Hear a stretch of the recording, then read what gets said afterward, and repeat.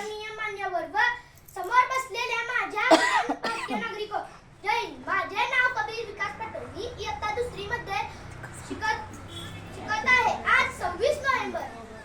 आज भारतीय संविधान दिन आहे. म्हणजेच 1949 रोजी आपले पवित्र असे संविधान लिहून पूर्ण झाले आहे. याला आज 75 वर्ष पूर्ण झाले. त्याचा मला एक भारतीय म्हणून अतिशय आनंद होत आहे. भारत हा देश हजारो वर्ष पारतंत्र्यात राहिलेला देश होता. धर्माधर्मात जाती विखुरलेला देश होता.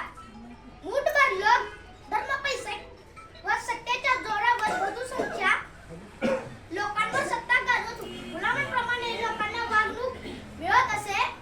याचाच फायदा घेऊन कूटनीतीने ब्रिटिशांनी भारतावर सत्ता प्रस्थापित केली. त्यांनी एकूण 150 वर्ष भारतावर राज्य केले.